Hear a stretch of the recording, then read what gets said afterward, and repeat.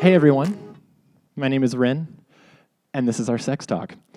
It's actually not just today, because like I said, we're going to get into the science, we're going to get into the Bible, and we are going to get into even some stories that I'm going to share over the next 4 weeks. So my prayer is that we'll be part of this open dialogue here at Riverbend Youth moving forward, that we're not afraid anymore to ask questions about sex and sexual things, and we all have questions about it, right? As our bodies are developing, and there's gender and sexuality conversations, and there's this whole purity talk going around that can be in church and stuff like that.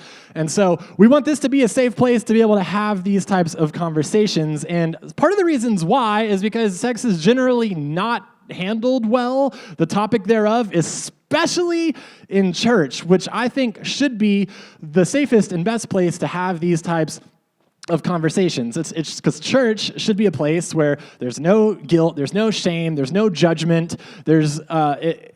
You're able to have these conversations without the fear of any of those things. But church and Christians tend to mess that up really bad.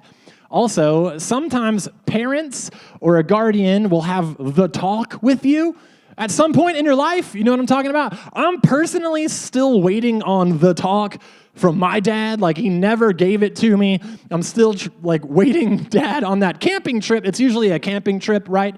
Like the dad will take the son camping, and I don't know how old you are, and whenever you get the talk, every dad thinks it should be different. He's like, well, he's about 18, 19, he's probably wondering about sex. I'm like, no, Dad, more like 9, but you're a little late, buddy. He probably knows more about it than you do. But anyway, we talk about the birds and the bees, and then they never talk about it again, right? And that's just the end of the conversation. Dad's like, Chuck, had that conversation, woo! And that's a shame. Sometimes it's a school assembly, you know what I'm saying? Or like a health class at school, and they show these diagrams and pictures, and you're like, ah! It's like STDs and stuff, and it's like, don't have sex, or this could be you.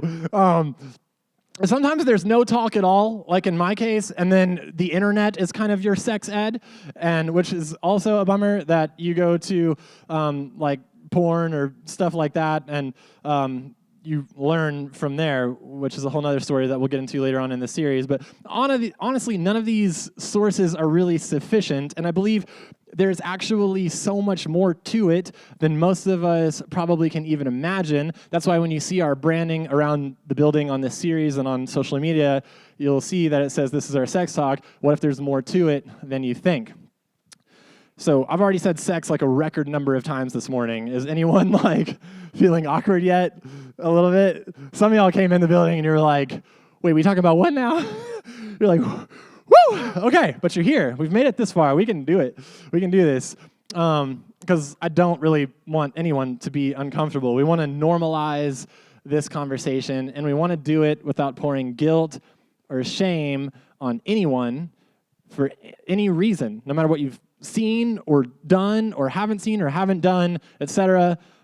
This is a safe place. We're in this together, and we want God's will for this area of our lives, right? So I grew up extremely ashamed of myself. I was exposed to pornography at a friend's house when I was too young to understand what I was even looking at. And I was, at the time, going up in middle and high school to a conservative Baptist church. And I went every Sunday and to youth group every Wednesday. And I knew that the Bible was clear. Sex is a sin. It is bad. It's dirty. It's wrong. Don't do it. Don't talk about it. Don't even think about it.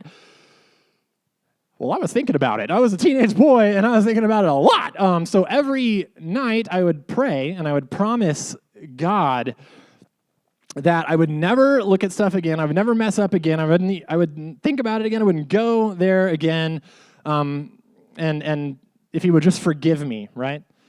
I lay in bed so ashamed and thinking like, man, God, if you would just forgive me, I'll be better, only to mess up the next day or later that week, and again. And this cycle started to introduce itself. Is this, I call it the shame cycle of purity culture. So what's up with this, and why do I still remember those deep feelings of shame to this day so vividly? I want us to think about it like this. Have you ever jumped into a show or like a series on Netflix or something, like in the second season, or maybe like you've opened up a group text and you just got added to the group and you're already like 75 messages deep and you see something and you're like, what are they talking about? Like you have to go, in both cases, you have to go back to the beginning to understand what's happening in the present, right? So how we feel around this topic, I think we need to go back to the beginning to understand where we are and how we got here. And when I say the beginning, I mean the beginning. So turn to the book of Genesis, right? Chapter 1. This book called Genesis is a book that the ancient Israelites, they knew it totally explained the beginning of the world, how God made the world in 5 days, and then on the sixth day, he made us. He made people. And the author of Genesis writes this in chapter 1, verse 26. He said, "Then God said, let us make human beings," that's us, "in our image, and we want them to be like us. They're going to reign over the fish of the sea and the birds of the sky and the livestock and all the wild animals on the earth and the small animals that scurry like the little guinea pigs and gophers." All around. So God created human beings in his image. In the image of God, he created them, male and female and everyone in between. He created them.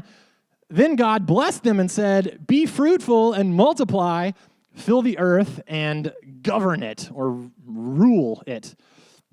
Now, you've probably heard this before in like a creation account or in church or something like that. God created the heavens and the earth and he created people, right? But I bet you've never thought about it like this. When he says, "Be fruitful and multiply," he's talking about a very specific design feature that he created us with. Because I don't know about you, but there's one way to multiply, and it's sex. So when we look at it from the very beginning, God created sex, right?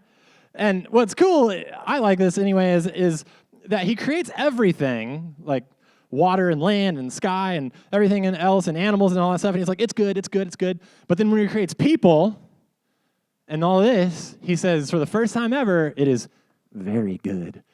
So he says that this setup that I've got for people right here is very good. God made people and God made sex, and since God is good, so is it.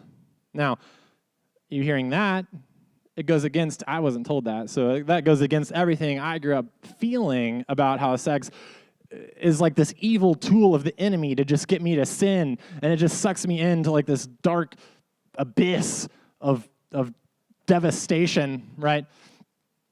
And it's not actually that. It's actually a good gift from God. And we sing this song sometimes, and it says, it's talking to God. It's like, you take what the enemy meant for evil and you turn it for good. I think it goes the opposite way too, where sometimes something God created for good, the enemy can take something God intended for good and use it for evil. But that was not God's original design. He never designed us to feel shame around this. It's good. It can feel good. It's an expression of love and unity and trust and vulnerability, and it's beautiful. But sex is also powerful. It can bring people together in an intimate way and create life. And in that moment, we're kind of a lot like God, where we take part in his creative sort of purpose and ability, right? That's pretty cool. He trusts us with that ability to create life. It bonds relationships, but it can also break relationships and really drive a wedge between people because there's such deep emotions tied to it. And we're going to get into the brain science of that later on in this series as well. The bottom line for this morning, and this is just what I want to introductorily sort of touch on this morning, is that sex is good and sex is powerful. And with great power comes great responsibility. You're going to see this quote on our Instagram actually later. And if you don't follow us, you should, because we're going to start putting stuff out there for you as well and tagging y'all and all that kind of stuff. But anyway, we've come a long way since then. We've come a long way since the beginning, since creation, when God created it and everything was all pure and good and innocent, right? There's been a lot of delusion and a lot of corruption and a lot of mess occur in the past several thousand years of the existence of humanity on this planet. which is why I want to introduce a concept that we're going to carry throughout this series. So I'm glad y'all are here, because I don't want to have to try to re-explain this every single week. But the concept is sexual integrity. If you're taking notes this morning, I'd like to suggest that we strive to live with sexual integrity. Well, what do I mean by that? The word integrity is defined as the quality of being honest and having strong moral principles or moral uprightness. Some of you guys might have questions like, wait, what are you saying? Like, can I be honest and have morals and strong principles and still have sex? Or are you saying no? A word I'm not going to use in this series is abstinence. That's going to be the last time you hear it. What are you saying, Ren? What should I do? Just tell me the answer. And I think that I probably can't answer that for you, because we'll all have different convictions, we'll all have different boundaries, we'll have different definitions of what it means to be moral and upright. So I want to leave you with this, that sex is good and sex is powerful. I don't want you to experience this thing one day when you're married and you can't experience the fullness of intimacy that God has designed for you because you're too busy carrying around the shame and the guilt and the feelings of I'm dirty and I'm bad and I'm wrong. All right? So I'm going to leave us with that this morning. It's like I just dropped a bomb. But then we're going to get into it, and I want to answer these questions that you have. And if you have more questions, let me know, or Rodney or somebody or a leader, and we will do our best to address them as the series goes on, okay? Because I know there's a lot of questions around this. And we're going to get into it, but you got to come back.